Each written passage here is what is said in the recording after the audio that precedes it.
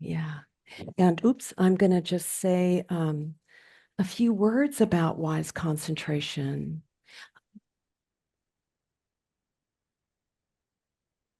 Is everyone feeling a little bit more at ease? I hope so. So with wise concentration, as I was saying, it's one of the eightfold path factors of Buddhist path. And this is a meditative path for freedom. And I'm just going to, for those of you, how many of you are familiar with the Eightfold Path? I'm sure many of you are. But for those of you who are not, just to name them, it's always nice to name them. I like to think of them when we start to really cultivate our practice. It's very practical. I like to think of it as like different ingredients when you're cooking. You're kind of keeping them all on the front burner. You're blending them together just right. And they're kind of all there for us.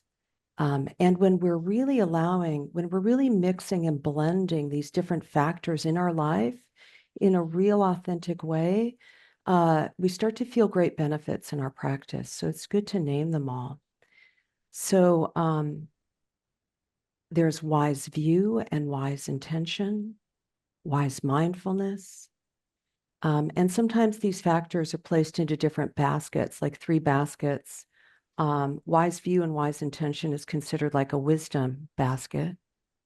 You really need to take a step back and have a wise, accurate, authentic view of things as they are, so that we suffer less.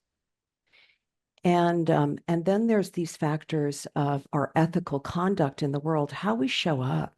Our practice so much has to do with how we show up. It's such a karmic truth in every moment. And these involve wise speech, wise livelihood, and wise action. And then the final basket are these meditative factors that support us on the cushion, but also in life. And this is wise mindfulness, wise effort, and wise concentration. So I really love this factor because I find it to be so often misunderstood. And I hope today to enlighten you so that it can be something that you cherish and know deeply and cultivate with joy in your practice. Concentration is also one of the awakening factors. I will explain why I think concentration is so important to the path. It is one of the awakening factors. It's essential to enlightenment. And I'll talk a little bit about why that is. I think it's good to talk about enlightenment because I think it's something that we're practicing for the truth of that. And the factors of awakening are mindfulness, investigation, energy, joy. Isn't that good to know?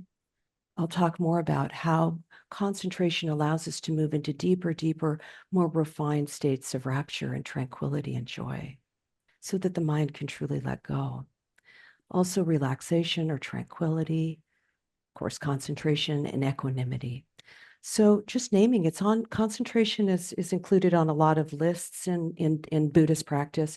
It's so good to know that this dates back to the Buddha over 2,600 years ago, and that it's such a time-tested practice that's been really what I find to be so beautiful about it, this embodied quality, is that it is not a conceptual thing. There are conceptual aspects to it, but that this is a practice that has been transmitted from being to being, unbroken, over 2,600 years. So it is a transmission practice. It's an energetic thing. And as we all sit together, we're all kind of sharing it and embodying it more. And isn't that beautiful to know that it really is something that is embodied and shared and transmitted, unbroken?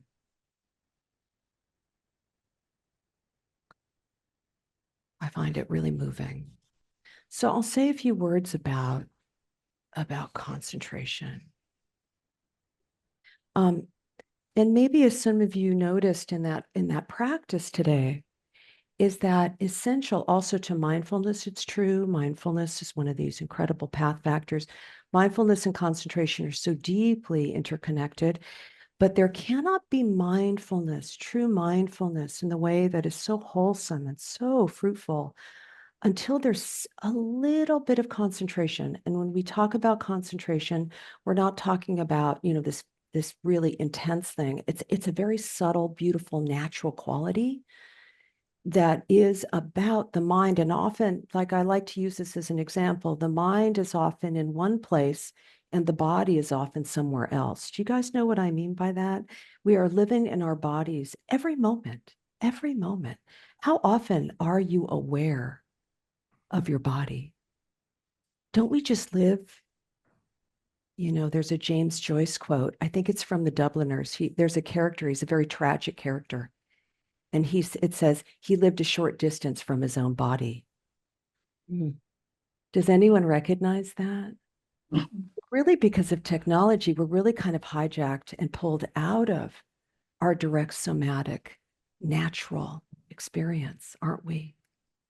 And so what concentration is about, and what I kind of invited you all to explore, is that it is doing this. It's bringing the mind into connection, into wholesome connection with the body so that it lands into it.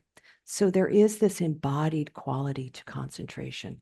And when we let the body lead, the body's natural state is ease and calm. But the mind can override the body. We get in our own way, we get obscured, and we miss what's here. We're not in alignment with the truth of what is so beautiful and available. So when we practice, we're kind of shifting in a really natural way from a scattered, often disorganized or agitated state into more of a relaxed and warm and caring and available and open and unified experience. The tricky thing about it is that we have to let go of all striving. Sure, we want to feel better. We're feeling agitated. We're feeling confused. We're feeling stressed. And we sit, and when we practice, even when we come here, isn't there a part of you that just wants it to be different, right? And the beautiful thing about concentration is that we're allowing ourselves to rest, and as I did, to kind of tune into what's already here that's okay. There's a lot that's okay and calm and peaceful in every moment if we can just let ourselves know it. And when we start to let ourselves know that, we can start to rest in what's already here. Remember, there's no striving needed. It's already here. And then suddenly the whole system starts to rest and harmonize in that way. And before you know it, as a natural byproduct of being present in what's okay, we unify, we become more unified. The mind-body connection is established. And we notice that before we are surprised to find that we're at ease. So we can't want it. There's no striving. I will also say, how many of you are familiar with the hindrances? The hindrances? These are considered not being mindful. When we're under what we call the spell of the hindrances, these are reactive states of mind, heart. And when concentration is really allowing ourselves to settle, the hindrances are at bay. The hindrances calm down. That's actually what's happening. That's what allows wise concentration to be an experience of well-being. So I'll just briefly name these hindrances so that you can kind of look out for them in your practice, not get too caught up in them, and release and drop into what's okay and allow the mind and the whole system to rest. But the hindrances are this tendency always in our minds. How many of you notice this tendency in the mind to want something to be different in any moment? Is that familiar to you? You want something to be different a lot of the time, right? Yeah. It's very rare in the present moment that things are lining up just to our liking. Almost never, right? There's always something. So there's a reactive tendency to the truth of that, that our mind's going to start wanting things to be different. So that's one of the hindrances. We want something, often referred to as greed. But I think it's more easy to hold this, just this wanting. And we're really noticing it and we're letting that go. We're noticing it in awareness. And we're resting and noticing what's already here that's lovely. Right? And then there's the hindrance of not wanting. How many of you know the experience in the mind that's often aversive, that wants things to be different? We do want things to be different a lot of the time, right? So we're noticing these reactive tendencies in the mind that obscure our mindfulness, and also create most of our suffering. This is what's really driving a lot of our suffering, these qualities of reactive qualities of mind in relationship to things as they are. And we're learning to be with things as they are, imperfect, impermanent, never just right. And we're learning to be with things without reactivity and letting it all in and realizing, to our surprise, perhaps it's not at all what we think it is. There are some other hindrances. There's restlessness. How many of you just can't, you feel you just can't settle? Maybe you feel that this morning. It's like the wind is whipping up, the mind. And that's okay. We learn to rest in that. But what's really cool with restlessness in concentration practice is that you can notice any still point in the body. There might be in the body a very palpable sense of stillness. Do you guys know what I mean by that? If you drop out of the mind, if you drop out of the story of the mind, the content of the mind, and there's some stillness that you can land into, and suddenly that's what you become. The Buddha, it's such profound teaching. As we think, so we become. So where you place your awareness, that becomes your experience. The choice is yours in any moment. There are a few other hindrances, but I'm going to continue. But when we get concentrated in this relaxed, present moment, embodied way, the hindrances, we call them, they abate. Does anyone know a moment, even with life as it is, all messy and imperfect, where you just felt some peace and the mind was just not firing? Do you guys know what I mean by that? This is this quality. And this quality is available that we learn through wise concentration. It is available in every moment because it's independent of external conditions. We can rest in this experience no matter what's happening. This is its great power and beauty. So I'll just say a few words about wise concentration. I hope they land and support and enlighten you to know it more and more as such a good friend, as so available and always here, just right here. It's not a laser-like focus at all, as you can probably tell from what I'm saying. It's not coming from the control tower of the mind, trying to control, right? It's actually from the ground up. We're actually allowing it's a down up practice. And as we do that, we can be more present and we can receive, and it's receiving what's here now from the ground up, from the earth, almost like the way the earth is just always receiving what's here. It is a quality of real intimacy, connection, knowing and feeling. It's a feeling of being unified. It's not a doing, it's a being. And in being, you can allow it all to come in, releasing all resistance and hindrances. Does anyone know the teacher Rob Burbea? He's a beautiful teacher in this tradition. I love some of the things he says about concentration. It's so beautiful. In a way, it's kind of counterintuitive. He says concentration, or the Pali word samadhi, he likes the translation to be a quality of well-being. Isn't that nice? Well-being. It's a steadiness of mind as being part of all things, not separate. Another way of describing it is a kind of quality of gentle, natural absorption, being fully with, dissolved into. Do you guys know what, as I'm saying these, and I am going to invite you to know this a little bit more in your direct experience, but it's a dissolving into. Doesn't that feel good? There is a letting go and that dissolving, isn't there? The mind finally just stops a little bit.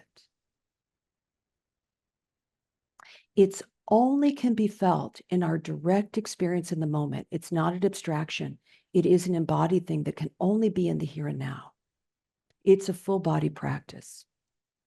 It's not a goal. As I was saying, there's a counterintuitive aspect to it. There's no goal. It's more an expression of caring in the moment. Isn't that beautiful? An expression of caring. What brings you into absorption, it is the case for me, is when you care and can focus on something in the present moment that's already here, that's tender and interesting and supportive to you. It's already here. Already here. Samadhi, he says, is the good soil from which all other wholesome and supportive elements grow. From the good soil of samadhi, we say the luminous true nature of the mind arises naturally. Naturally, without any doing. More of a being, right, everyone? More of a being. It establishes an inner reservoir which supports letting go of reliance on pleasure or happiness derived from external conditions. It's more and more, it just gets more and more refined and less about what's out there. It's less and less about being dependent on external conditions. With samadhi, there's always emotional warmth. There's always a quality of warmth. It's not dry, as I was saying. You cannot force the mind into this. Do you guys know what I mean by that? If you force it, what happens? If you try to make it happen, it just revs up the hindrances, doesn't it? It just feeds those hindrances. Can't force this. It's more a soft, tender, relaxed, caring, and knowing that's already available. It's an abiding quality. Kindness is supportive. Simplicity is supportive. Receptivity, openness to beauty and nature. All of these things. Isn't it lovely? Isn't concentration beautiful? Isn't it an art? It's more of an art of heart mind. It's loving this moment in such a natural way. I just wanted to share that. How many of you been on meditation retreat here? Some of you have been to meditation retreat. Many of you know that part of what happens on retreat, why retreat practice is such a big part of Buddhist practice, is because that's where you can really settle into these states of concentration. I was just on retreat with my teacher, Guy Armstrong, and the quality of concentration, the way that it is taught and offered, it is so, almost want to say it's so un-American. It is so relaxed and loving and warm and peaceful.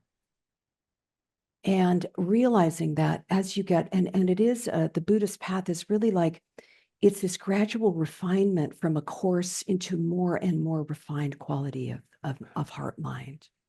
that naturally arises. Remember, it naturally arises when you don't want anything, when you're no longer wanting, when the striving really cools down. What's so beautiful about concentration, and this is kind of moves into why is it one of the path factors? Why is it one of the factors of awakening? Like, what's this about in the broader sense of the path? Because I think that's really inspiring. The Buddha, it was such genius that we're allowing ourselves to concentrate and settle into these beautiful states of deep, deep contentment and tranquility. I want to tell you that I've never could imagine in life living it as it is, experiencing these states. They are so sublime and exquisite, you just can't believe it. But what's so amazing about it is that you do come and rest into such sublime, it makes me want to cry. It is so, because there's no hindrances. So you just move deeper and deeper into a kind of a bliss that's so natural. It's so beautiful. But that's not it. That's not the goal. Can you believe it?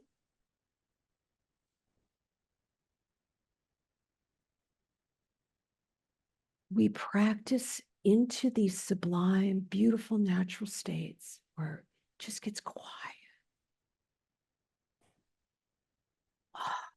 We practice that so that there's no striving, so that the mind gets so quiet that the truth of things as they are, the dharma is revealed.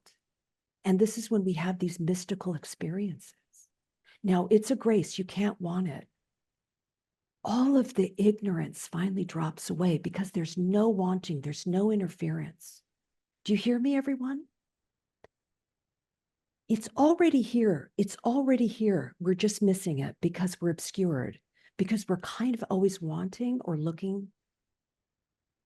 And what happens is when the mind really settles this way, as a natural byproduct, as a beautiful unfolding, the truth, and dharma means the truth of the beautiful nature of things as they are is revealed. And there's nothing quite like it. So isn't that beautiful? Does that inspire you to practice concentration? Knowing that what you're doing is you're priming the mind for the full letting go, for the truth, for the truth of things.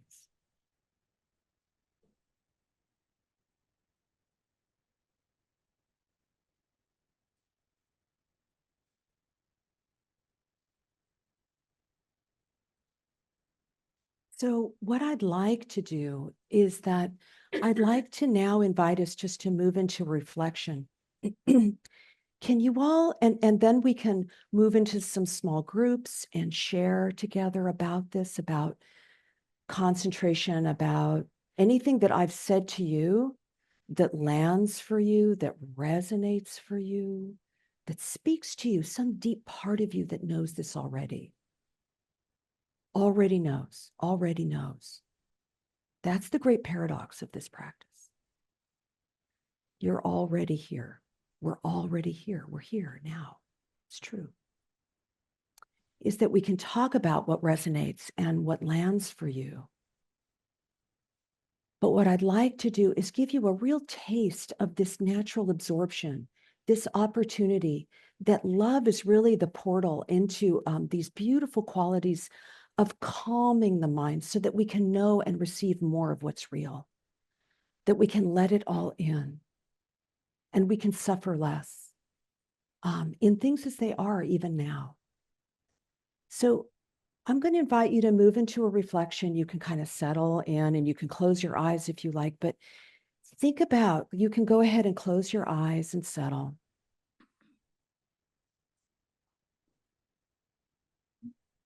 I'd love to invite you to reflect upon a time, maybe from your past or just recently, where you became kind of absorbed into something that was just lovely. It can be so simple. Remember, simplicity is one of the factors that supports this kind of absorption.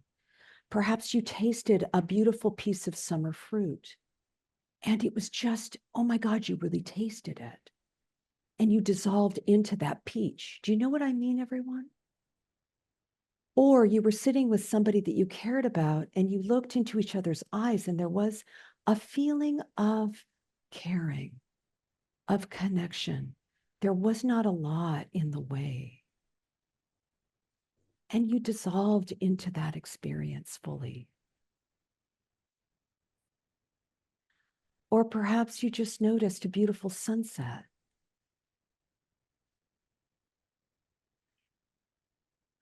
Or it may have been that the person at the checkout counter smiled in such a way and it touched you so deeply that you melted into that experience. Often the ones that you don't expect are the most beautiful, right? So give yourself permission to be absorbed into that memory and know it. Do you feel the conditions? Place yourself there. And I will say that if nothing comes to mind, just imagine. Imagine the most beautiful redwood tree.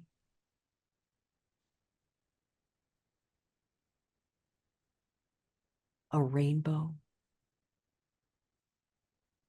And I want you to just, often imagery does bring about concentration naturally. A beautiful painting, a work of art, a poem. And notice and acknowledge that this is the mind letting go into a more luminous truth of deep knowing. So just rest in this for a moment. And I want you to notice how also really feel how you feel it in your body. Do you feel the absorption of this, staying in it a little bit?